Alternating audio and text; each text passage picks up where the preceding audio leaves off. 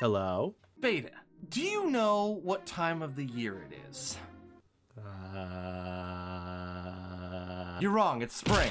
And do you know what spring makes me think of? Life jackets? Close. Spring makes me think of eggs. Eggs? Yeah, Easter. And do you know what Easter makes me think of? Jesus. And do you know what Jesus makes me think of? I don't know if you want me to answer this. Christmas! What?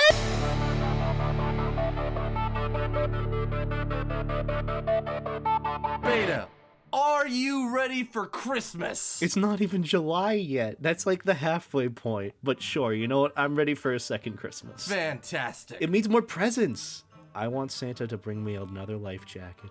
I want Santa to bring me a second fedora. We could trade. Oh my god. My goodness, you could have a fedora and a life jacket, and I could have a fedora and a life jacket. That would be so much power. So, welcome to the Are You Ready for Christmas quiz. So, Beta, how full is your jingle cave, would you say? Is it barren without hope? Pray for my jingle cave. Jingle cave? I am trying so hard, but my humble jingle cave remains an embarrassment. It is a healthy amount of full. My bell pile could be bigger. Bell pile? Is MOSFET there or something? My grotto bursts with Christmas cheer. If it were any fuller, the geese would suffocate, and the tinsel would melt, and the bells would explode like shrapnel, causing a great disturbance. That goes from like a 0 to 100 really quick. I'm just saying, these options are very varied. My life right now in terms of my jingle cave is I'm trying so hard. I think those 5 words right there really, really capture the essence of how my jingle cave is doing. Yeah, I'm pretty sure that's me too. So yeah, we're trying so hard, but our humble jingle cave remains an embarrassment. So what Christmas mantra do you say over and over every day at sundown until you are dismissed? 1. Follow the star, retrieve the baby. Follow the star, retrieve the baby. Is this a cult? Number 2. The breath of Donner sustains me. I breathe it every day. This is a real quiz, everyone. Number 3. No enemy shall prosper. My Christmas is too strong. Or number 4. I'm a good little Christmas slut. I live in a good little Christmas hut. Oh, okay. Okay, here we go.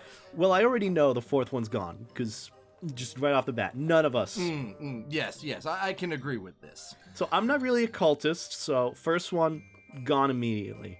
4th one, I'm not glitch. I don't really show the NSFW side of me, so that's just gone immediately. So somewhere in between those two. I'd say, yeah, that's about it. Number 3. How robust are your Christmas fantasies? They are not very robust. They are somewhat robust, but they do not keep me from fulfilling my obligations to my job and family. Very robust. I am rarely cognizant of the reality around me, or the fantasies are an all-consuming fire, swallowing me beyond escape. I am now Christmas, and Christmas is me. Oh my god. I'm gonna be real, for at least my take, it's definitely, I am rarely cognizant of the reality around me. And just thinking about it, I do actually have Christmas fantasies. Hey, Mary wants to make an ice sculpture. Let's help her make the ice sculpture. Nothing bad could happen if we use this chainsaw. I'm completely incognizant of the reality around me. I'm definitely for 3. What are you more for? It's a hard decision. Because on the one hand, I agree, very robust. I'm rarely cognizant of the reality around me. But at the same time, they're somewhat robust, but they do not keep me from fulfilling my obligations to my job and family. I mean, the last time I had to go on like a Christmas-related mission, it didn't go so well. What? Santa? Oh no, Santa! Oh, it's not what you thought! No! Oh my god! So you know what? I'm gonna say I'm very robust. I am rarely cognizant of the reality around me. Yeah, I haven't left my home in like a month. I don't even know what's real and what isn't. Sometimes I talk to my hand and it speaks back to me. Sometimes I talk to my fedora, but that's okay. There's a genie living in there. I mean, at least you got an excuse there. Yeah. I've got nothing with that. When the tired virgin is wheeled to your home on Christmas Eve, Excuse me? who will you impersonate to make her clap? I do not like how that started out. So who will you impersonate when the tired virgin is wheeled to your home on Christmas Eve, Beta? Will you impersonate Frosty, the human soul caged in a walking snow prison? Will you impersonate Ralphie, the boy who shoots his face off with a gun? Will you impersonate the Grinch, the green malnourished bear? Or the Polar Express, the long metal snake who takes children far away from their families? Oh my god. I am thoroughly disturbed by Christmas now. I vibe with Ralphie. His journey through A Christmas Story. Ralphie trying to get that gun just to shoot himself in the face. Truly a heartwarming Christmas experience. So I agree with Ralphie. Like that, the journey of A Christmas Story, it is a timeless tale. Every child, every adult can relate to. Exactly. Here's the thing with Frosty, though. See, I don't feel like my soul is caged in a walking snow prison. I just can't bond with that. That's just too cold.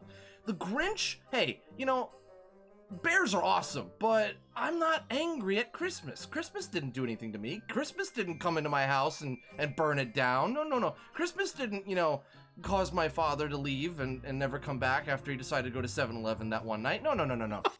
Now, the Polar Express, on the other hand, I'm just going to let's just delete that one off. Unto which list has the Red Jacket Man carved your family's name? The less than 20 mortal sins list, the more than 20 mortal sins list, the list of perfect obedience to Red Jacket Man, or the commendable hygiene list? I'm going with commendable hygiene. What is your thought process? How are you interpreting this question? Because I have no clue what's happening. Well, I think it has to do with Dr. Eggman, because I don't know any other person that wears a red jacket. That I can agree with. Eggman is kind of like a trending guy right now. But see, at the same time, I don't like Eggman. I've had to fight him on more than one occasion, so the more than 20 mortal sins is probably for me, but... Aw, come on. Since we're talking for both of us, I can go with the commendable hygiene list. I'd assume you have a good hygiene. Like, I look at your fedora and it's always, like, nice and clean and upkept. Yeah. See? I mean, hey, I tell everyone, I'm not stinky. I bathe every other week. Which of the merry morsels do you feed your family? The turtle dove charred black on a metal skewer? The omelet stuffed with Mentos? The festive gristle wreath? Or I do not feed my family merry morsels? Well, you're talking to a foodie right now. A foodie furry? What sounds good to you right now? Like, what are you vibing with? Dude, I could go for some turtle dove charred black on a metal skewer. I've been to medieval worlds. Such good food. You'd be surprised. Yeah, like, that's why, like, compared to times before then, it's like, they had some pretty good food. They knew how to party. So, I'm gonna have to go with the turtle dove charred black on a metal skewer. I do have a question for you, though. Would you have any grievances towards medieval worlds because of how they treat dragons? I'd be okay with it, depending on the circumstance. Maybe sometimes you do have to slay that dragon in order to create happiness. Maybe that's just how it is. Question 7. When the Red Jacket Man is in your house, so again, Dr. Eggman, how will you make him go away? 1. I have no plan yet. 2. I will threaten to saw off the horns of his pets. 3. I will shake a fearsome rattle. Or 4. I will hide with my family in the crawl space until he is finished. I'm gonna be real. I got nothing. You don't know any speedy blue hedgehogs? I don't know any speedy blue hedgehogs. I don't think sawing off horns of his pets would be useful. I don't think he has a pet that isn't, like, metallic. Now, here's my logic to this. Honestly, I have no plan yet because, hey, I'm making this up as I go. There's never a plan! Never, ever a plan! Just run in and hope it works out. That's how I roll. Number 8. Could you possibly believe any more if you tried? Yes, there is doubt inside me, and it brings me shame.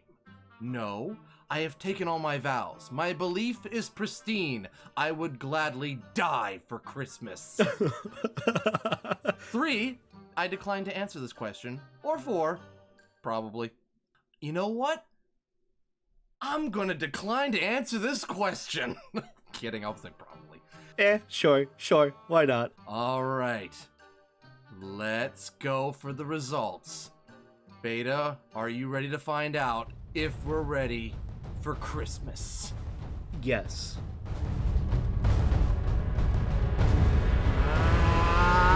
You are a little bit ready for Christmas. Hey! Well, the Red Jacket Man certainly won't be giving you anything from the sack of Christmas allegiance, but you've probably done enough to earn a few loose Mentos from the consolation sack. Maybe have a little respect and try harder next time. Aww. At least we're a little bit ready for Dr. Eggman's Christmas special. I don't know how else to be ready. You know what? I think I know how we can be ready. I'm staying life jacket. That's the best ready I can be. Well, that's okay. You can stay life jacket. It works. But there is one extra thing we can do to be ready for Christmas. And you know what that is? We can show goodwill towards our fellow man and furry. We can be kind to one another. We can put out the fire in the fireplace so when Santa and or Eggman shows up, they don't horribly burn themselves and get sent to the emergency room on Christmas Eve. Like the Christmas of 1999, when things just did not go well, and the house burned down. Oh. And everything kind of just, turned into a big flaming barbecue. That's okay, though. We weren't upset or anything. We invited the entire neighborhood over for barbecue. I mean, the fire was so big and so bright, it felt like summer. It melted all the snow around. T-shirts, shorts, sandals, we came out, we had a barbecue. The insurance covered it. We were fine. What? Merry Christmas! Merry Christmas!